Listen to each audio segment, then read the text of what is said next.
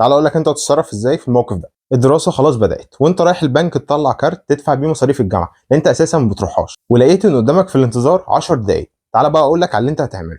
انت هتطلع التليفون هتعمل بيه اي حاجه، هتسكرول على السوشيال ميديا، هتفتح اكونت الكراش، ممكن لو ما بتحبش تضيع وقت تفتح تسمع بودكاست، ولو مش معاك نت هتفتح الجاليري تقلب على اي حاجه. تخيل وانت قدامك 10 دقائق بس. ومش بس كده، هقول لك على حاجه كمان. وانت مروح لو طريقك مواصلات غالبا هتطلع التليفون في الطريق، ولما تروح ممكن تتشات او على الاقل هتتفرج على التلفزيون. ريتشارد واتسون في كتابه عقول المستقبل كيف يغير العصر الرقمي عقولنا بيقول على الجيل ده اسمه جيل الشاشه، وانه بيفضل يقرا البوستات والستوريز عن النصوص الطويله، ويا سلام بقى لو البوست صوره مش كلمات. وبرضه عايزين كل حاجه اسرع، فالمحتوى الرقمي متاح بشكل فوري ضغطه زرار، والعقليه دي بتنتقل معانا للعالم الغير رقمي. ففكره ان انت تستنى 10 دقائق من غير تليفون بقت صعبه. ريتشارد بيقول ان جيل الشاشه اتربى انه يكون عنده استجابه فوريه، ففكره ان هو يحافظ على تركيزه في حاجه معينه زي انك تقرا كتاب او تتفرج على فيديو لمده طويله من غير ما تتشتت او حتى تبدا توفر ثينك بقت صعبه. تامل حتى الطريقه اللي انت بتسكرول بيها في الريلز، هي اساسا بتبقى متوسط 30 ثانيه وانت غالبا مش بتكملها للاخر.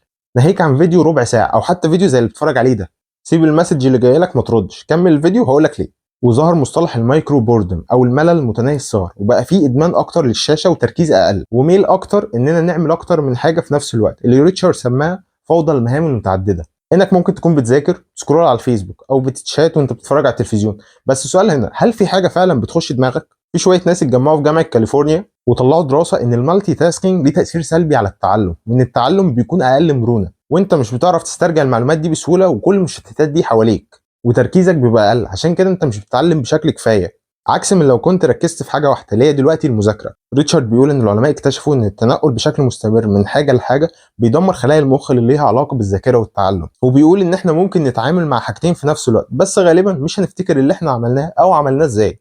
ده غير كمان ان المالتي تاسكينج بتزود الهرمونات اللي ليها علاقه بالاجهاد زي الادرينالين والكورتيزون اللي بتؤدي لشيخوخه مبكره. خافي على بشرتك بقى، تخيلي انت قاعده تجيبي في كريمات بشره ومش عارف لوشن وصن بلوك، وفي الاخر يجي لك شيخوخه مبكره عشان بتتشاتي معاه وانت بتذاكري وبركزي في مذاكرتك. هو كده كده مش فارقه معاه، اخره الصابونه المريحه، في الاخر بشرته بتبقى احسن منك. تستاهلوا انتوا البنات دايما بالصابونه المريحه. في دراسه تانية اتعملت على اكتر من 230 شخص بيقراوا من شاشه، لقوا ان 6 بس بيقراوا بشكل خطي او متصل، والباقيين كانوا بيتنقلوا من جمله هنا وجمله هناك، بعدها بيتشتتوا وبيعملوا اي حاجه. ولقوا ان الشباب في سن المراهقه اسرع من الكبار في القرايه على النت، بس انتباههم اقل بكتير، عشان كده بيتجنبوا اي جمله بيستصعبوها زي ان الحته دي ملغيه مش جايه في الامتحان.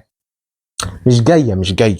ريتشارد بيقول ان بقى في تفرد للوصول للمعلومه وانتشار التكنولوجيا الرقميه بسرعه، وان جيل المستقبل حواليه اجهزه في كل حته، بس ازاي هيفكر الجيل الرقمي وازاي هيتعامل ويكبر مع التكنولوجيا؟ وزي ما قال الكاتب والصحفي بريندن بوردل ان العقل الرقمي ناشط عقليا، بيتفاعل مع معلومات رقميه كتير بس جاهل ثقافيا، ما عندوش المعرفه العميقه اللي مش مرتبطه بالتكنولوجيا بس بيتعامل معاها ببراعه، وعنده مهاره انه يتفاعل ويتعامل مع الناس بشكل رقمي، بس في نفس الوقت هو بيبقى مفتقر للصبر وانه يعرف يتعامل مع العالم الواقعي. معلومات كتير متاحه بس سيبها موجوده، لو احتجتها هسال جوجل، وانا ايه اللي يخليني اقرا كتاب كامل؟ ما انا ممكن اشوف له ملخص.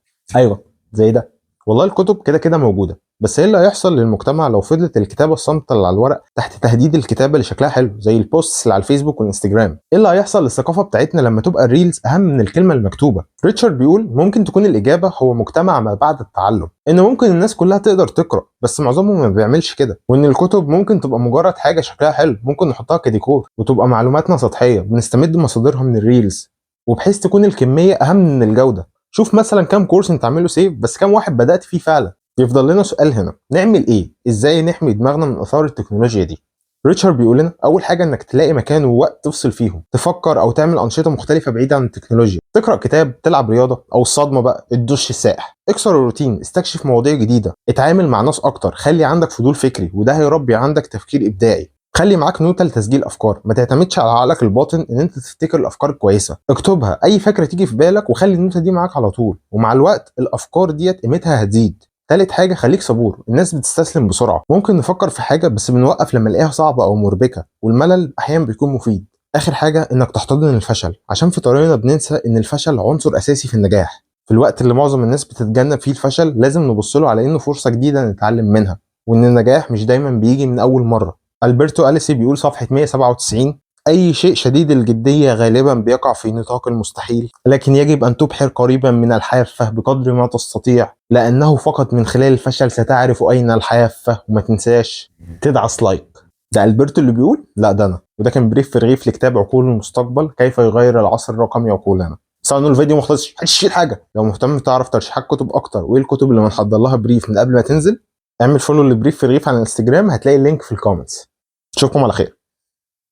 ريتشارد واتسون في كتابه